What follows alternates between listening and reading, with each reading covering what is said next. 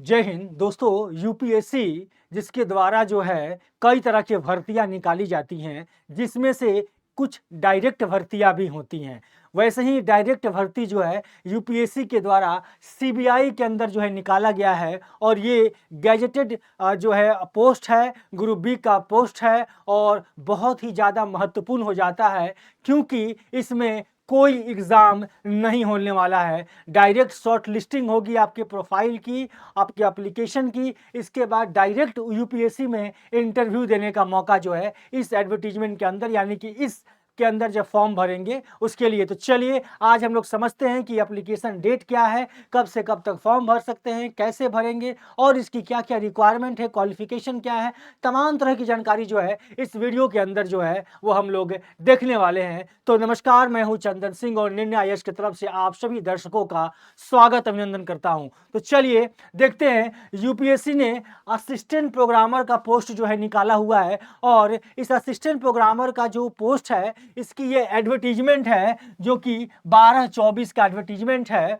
इसी साल की एडवर्टीजमेंट है। इसमें अगर आप देखेंगे तो कुल 27 पोस्ट की जो है वैकेंसी निकाली गई है दोस्तों। और 27 पोस्ट है उसमें आप अगर देखेंगे तो जो आपका सीबीआई यानी सेंट्रल ब्यूरो ऑफ इन्वेस्टिगेशन के अंदर ये जो पोस्ट है, अब इसमें अगर देखेंगे तो जनरल कास्ट के लिए जो है 8 है सीट, ईडब्ल्यूएस के लिए 4 है, ओबीसी के लिए 9 है, एससी एसटी के लिए 4 और 2 जो सीट जो है इसके अंदर जो है आपके हैं इस पोस्ट में। तो चलिए इसको समझते हैं, तमाम तरह की जानकारी को जो है देखते हैं। तो देखिए, सबसे पहले चीज, कोई भी जॉब आदमी अप्लाई करता है, यूपीएससी का जॉब है तो पैसा ज्यादा ही होगा, है ना। तो हाँ, तो लेवल 7 का जो है इसमें पेमेंट आपको मिलेगा, 7th जो है सीपीसी का, यानी कि पेमेंट काफी ज्यादा इसके अंदर जो है आपको हाई होने वाला है। एज लिमिट की अगर मैं बात करूं तो 30 साल जो है आपका ईडब्ल्यूएस या जनरल में हो, या फिर 33 साल आपको ओबीसी के लास्ट एज है, और एसटी एससी के लिए 35 वर्ष का उम्र जो है इसमें बताया गया है। अब इस रिक्रूटमेंट में एसेंशियल जो क्वालिफिकेशन है वो बहुत ज़्यादा महत्वपूर्ण हो जाता है, क्योंकि अगर आपने मास्टर डिग्री किया है कंप्यूटर साइंस में, या कंप्यूटर साइंस में मास्टर्स ऑफ टेक्नोलॉजी आपने किया हुआ है, बैचलर ऑफ या इंजीनियरिंग है आपके पास, या बैचलर ऑफ टेक्नोलॉजी इंजीनियरिंग है, या कंप्यूटर साइंस का कोर्स किया आपने, या कंप्यूटर टेक्नोलॉजी जो है इस पर कोर्स किया, ये सारे जो कोर्स आपको मेंशन किए गए हैं ये आपका मास्टर डिग्री या फिर इस तरह का अगर आपने कोर्स किया है तो, या फिर आपने बैचलर डिग्री की लिया है कंप्यूटर एप्लीकेशन में, कंप्यूटर साइंस में, या इलेक्ट्रॉनिक्स में, या फिर आप इलेक्ट्रॉनिक्स कम्युनिकेशन इंजीनियरिंग में किसी भी अच्छे यूनिवर्सिटी से, रिकॉग्नाइज यूनिवर्सिटी से, तो ये आप कर भर सकते हैं। साथ में दोस्तों 2 साल का एक्सपीरियंस भी इसमें बताया गया। अगर आपने ये वाली क्वालिफिकेशन पूरा किया है तो आपको इसकी जरूरत नहीं है, ये आपका कंप्लीट अलग है। और इसकी अगर मैं बात करूं, अगर आपके पास बैचलर डिग्री है अब कंप्यूटर एप्लीकेशन में, तो आपको 2 साल का एक्सपीरियंस होना जरूरी है इलेक्ट्रॉनिक डेटा प्रोसेसिंग वर्क में। ठीक है, तो ये दोनों एक साथ है, ये या तो ये क्वालिफिकेशन आपके पास सिंगल में हो, या ये दोनों कंबाइंड क्वालिफिकेशन आपके साथ हो। ठीक है, या फिर आपके पास लेवल डिप्लोमा हो यानी इलेक्ट्रॉनिक्स में, ये आप कर सकते हैं, या 3 साल का एक्सपीरियंस वाला इलेक्ट्रॉनिक डेटा प्रोसेसिंग वर्क हो आपके पास 3 साल का, जो कि किसी सेंट्रल गवर्नमेंट और स्टेट गवर्नमेंट या फिर किसी यूनियन टेरिटरी या पब्लिक इंस्टीट्यूट में जो है रिकॉग्नाइज इंस्टीट्यूट से हो। तो ये सारी क्वालिफिकेशन है। अगर आपके पास इनमें से कोई भी क्वालिफिकेशन उपलब्ध है तो आप जो है आप अप्लाई कर सकते हैं इस पोस्ट के लिए। और जो आपका आप अगर देखेंगे तो इसमें आपको कुछ क्वालिफिकेशन जैसे डिजायरेबल है, विंडो ओपन रहेंगे, कब से कब तक ओपन रहेंगे, इसकी जानकारी भी जो है आपको आगे मैं आपको बताऊंगा कि इसमें कब से कब तक ये पोस्ट, अभी फॉर्म ये भरे जा रहे हैं। यूपीएससी का वेबसाइट खोलेंगे तो आपको ये पोस्ट का जो है फॉर्म मिल जाएगा। और जानकारी देख लेते हैं। ड्यूटीज़ जो है यहाँ पे ड्यूटीज़ मेंशन किया गया है। अदर ये इसका नोटिफिकेशन का कॉपी आप मेरे टेलीग्राम चैनल से भी ले सकते हैं।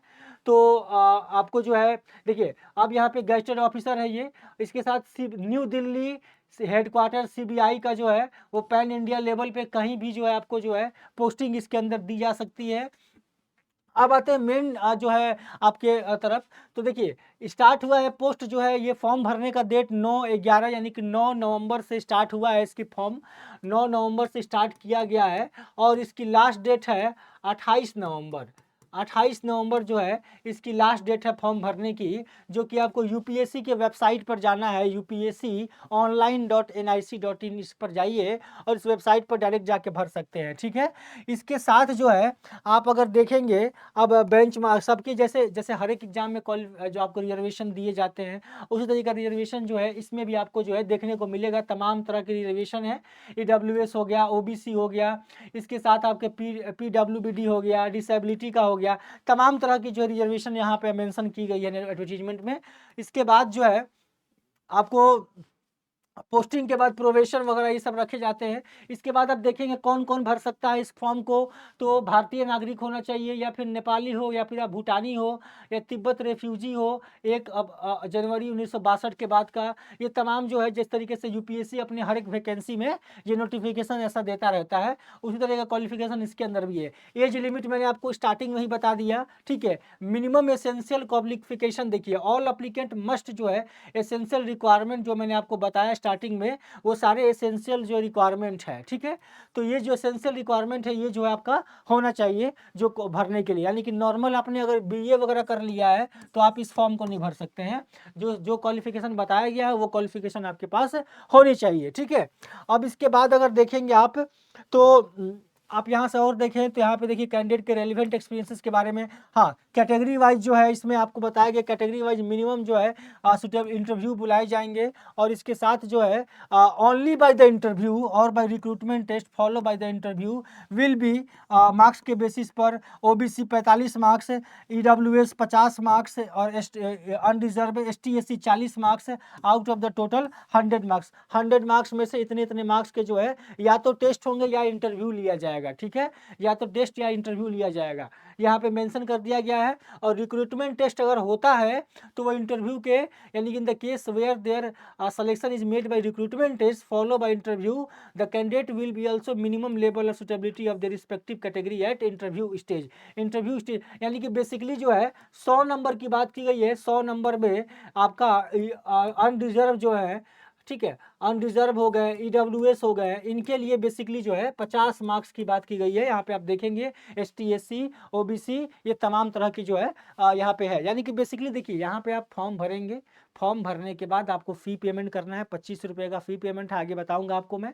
फ़ी पेमेंट करने के बाद आपको वेट करना है, आपके क्वालिफिकेशन के आधार पर कंप्यूटर जनरेटेड जो है, यानी कि कंप्यूटर ऑटोमेटिक जो है आपको शॉर्टलिस्ट करेगा, यानी कि जिनकी प्रोफाइल शॉर्टलिस्ट होगी उनको जो है बुलाया जाएगा। अब या तो ये टेस्ट ले सकते हैं या फिर इंटरव्यू लेंगे। ठीक है, टेस्ट इंटरव्यू लेते हैं तो ये आपका जो मार्क्स आपका जो है रहेगा 100 मार्क्स में से आपके कैटेगरी वाइज जो है मिनिमम मार्क्स जो है मेंशन किए गए। एप्लीकेशन फ़ी की बात करूं तो देखिए, female candidate, ST SC person, bench marker, ये कैंडिडेट को ये सभी लोग को फ़ी नहीं देना है, आपको पता ही है। इसके साथ बस 25 रुपये का पेमेंट है, जो कि अनरिजर्व कैटेगरी है, ओबीसी इन लोगों को जो है पेमेंट वगैरह 25 रुपये का पेमेंट कर जो है ये फॉर्म आप भर सकते हैं। ठीक है, ये सारी चीज़ें मेंशन की गई है। एक बार फॉर्म भर दिया तो आपके पैसे वापस नहीं होंगे अगर आप कैंसिल कराते हैं तो।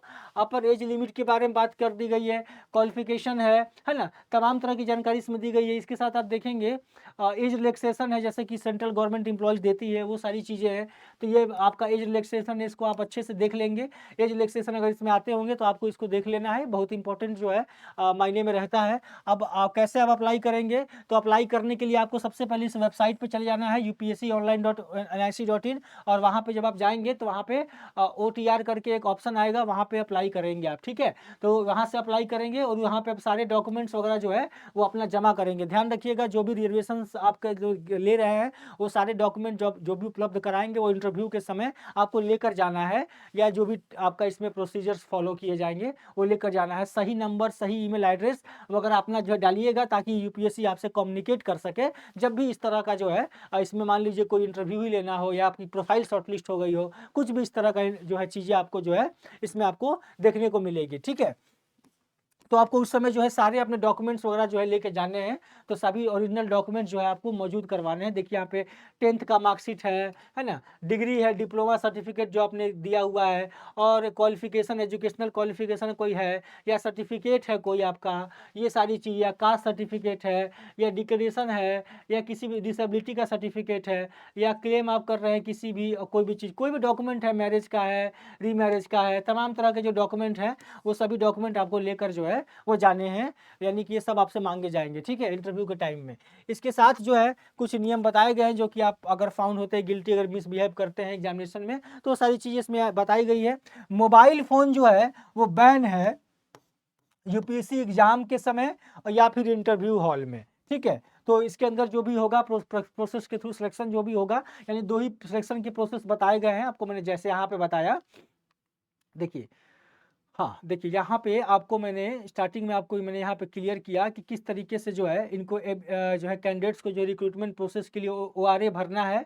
इसके बाद जो है यहाँ पे आप देखेंगे, मैंने आपको क्लियर यहाँ पे क्लियर कर दिया था, ठीक है। एप्लीकेशन, हाँ, इंटरव्यू प्रोसेस हो गया यहाँ पे। देखिए कैटेगरी वाइज जो है minimum level of interview suitable interview किए जाएंगे इरिस्पेक्टिव, और whether selection is made only by the interview और बाय रिक्रूटमेंट टेस्ट, या तो इंटरव्यू लिया जाएगा सिर्फ, या फिर रिक्रूटमेंट टेस्ट भी कराया जा सकता है, ये बोर्ड के ऊपर डिपेंड करेगा। तो ये आपको इन्फॉर्मेशन भेजेंगे, ठीक है ना। तो यहाँ तक समझ में आ गई। ये देखिए वेबसाइट आपको ये ओपन कर लेना है, upsconline.nic.in। इसको ओपन करेंगे, आप जब जाएंगे तो वहाँ पे आपको जो है ये मिल जाएगा, ठीक है। आपको जब ये ओपन करेंगे तो यहाँ पे आपको ये एप्लीकेशन देखिए, यहाँ पे देखिए वैकेंसी नंबर यहाँ पे लिखा हुआ है, असिस्टेंट प्रोग्रामर का आवेदन करें, यहाँ पे क्लिक करना है, अप्लाई नाउ। यहाँ से आप जो है फॉर्म भर सकते हैं। 25 रुपये का पेमेंट है, बाकी महिलाओं के लिए, ST SC के लिए इसमें पैसा नहीं लग रहा है। अब देखिए क्यों इसको भरें। अगर आपके पास क्वालिफिकेशन है, अगर आपने क्वालिफिकेशन जो है इस एग्ज़ाम का रखा हुआ है, यानी कि इस एडवर्टीजमेंट के अनुसार आपके पास क्वालिफिकेशन है, साइंस बैकग्राउंड से आपने पढ़ा हुआ है और क्वालिफिकेशन है, तो आप इसमें भरिए फॉर्म, क्योंकि डायरेक्ट इंटरव्यू देने का मौका जो है आपको इसमें मिल रहा है, और 27 पोस्ट कम नहीं होते हैं। CBI के अंदर सीनियर लेवल का पोस्ट है दोस्तों, तो बहुत महत्वपूर्ण हो जाता है। ये एडवर्टीजमेंट मैं आपको टेलीग्राम ग्रुप में शेयर कर दूंगा, टेलीग्राम ग्रुप पे ये ज्वाइन कर लीजिए, चंदन सर टेक्स्ट बुक, इसमें आ जाइए। इसमें जो है आपको मैं ये एडवर्टीजमेंट भेज दूंगा, UPSC के वेबसाइट पे भी आपको ये एडवर्टीजमेंट मिल जाएगा। तो जल्द से जल्द फॉर्म भर दीजिए, और फिर मैं आगे जो आपके साथ नए लेक्चर लेकर आऊँगा, नए जानकारी को लेकर आऊँगा। तब तक के लिए जो है जय हिंद, जय भारत।